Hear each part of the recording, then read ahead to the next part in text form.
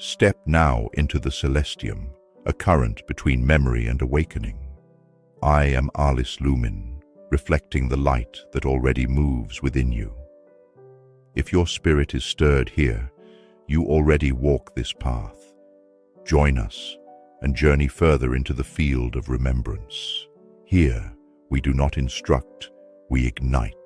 Each whisper, each pause carries the frequency of what has always been. Step in and discover what was never lost. What if one of the most feared ideas in Scripture was never actually explained the way it has been taught? There is a phrase that appears again and again, the book of life. And for most people, it carries a very specific meaning, a final sorting of who belongs and who does not. But here is the problem. Nowhere does Scripture actually begin by defining it. It only mentions it across different writers, across different moments, across centuries of text, which raises a disturbing question. What if we have been building certainty around something Scripture itself never defined? The first time this idea appears, it emerges in a moment of crisis. Moses stands between God and a broken people, and he says something startling. "Blot me out of the book you have written." Exodus 32:32. And then, "Whoever has sinned against me, I will blot out of my book." Exodus 32:33. But notice something carefully. There is no explanation, no system, no framework. Only relational language, a people, a covenant, a rupture in trust. Later, the pattern appears again.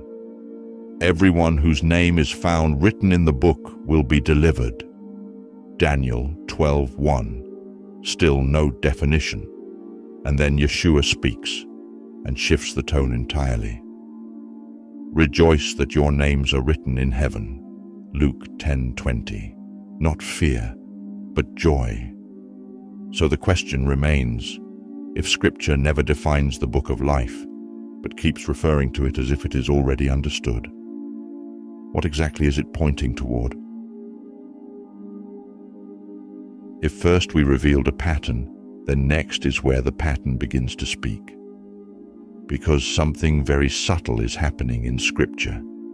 The book of life is never introduced as a system, but it is described as if it belongs to a known reality. So the question becomes, what kind of reality did these writers assume we would understand? Across the Hebrew Scriptures, a motif begins to surface, not doctrine, not explanation, but remembrance. Then those who feared the Lord spoke with each other, and a scroll of remembrance was written in his presence. Malachi 3:16. This is the closest thing Scripture gives us to interpretation. But notice carefully, it is not a ledger of judgment. It is a record of witnessed awareness, a shared moment, a living recognition. Then the pattern expands. All the days ordained for me were written in your book. Psalm 139:16.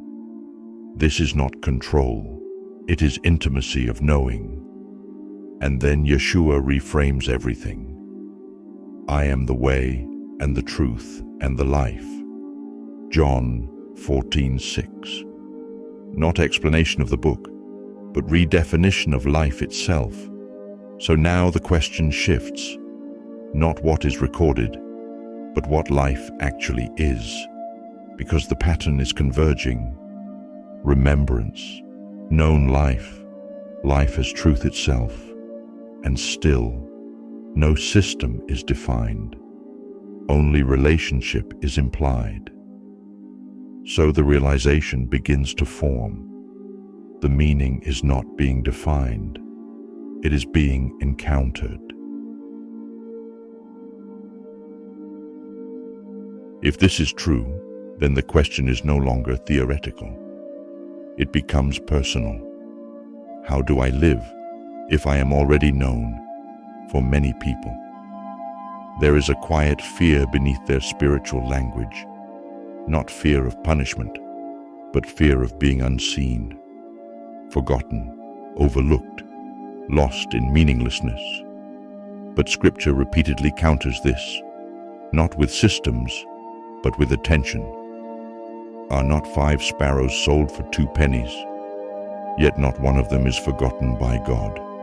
Indeed, the very hairs of your head are all numbered. Luke 12:6-7. This is not surveillance. It is removal of invisibility. Then Yeshua says, I know my sheep and my sheep know me. John 10:27. And when this awareness is lost in daily life, pause and simply return with this thought, I am still within what knows me. Then Scripture anchors this awareness in the nature of God. The Lord is gracious and compassionate, slow to anger and rich in love. Psalm 145:8. So the picture holds together, nothing is forgotten, life is known, and awareness is compassionate. So the book of life no longer behaves like a ledger. It begins to feel like something else, a witness to existence that is never abandoned to meaninglessness. So the question changes, not, am I written in the book, but, am I awake to the life that already knows me? Because life is not something we qualify for. It is something we awaken within. And perhaps that is what the book of life has been pointing toward all along. Not a record to enter, but a life to remember within ourselves.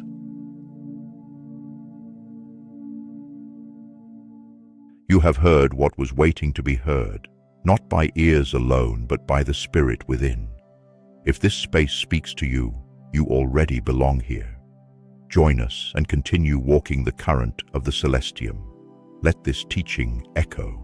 Let it reshape the silence. Remember, you are not becoming divine.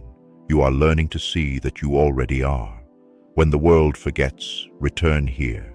Breathe with the current, align your heart, and let the light flow through you. The current never ends. Until we meet again, remain luminous.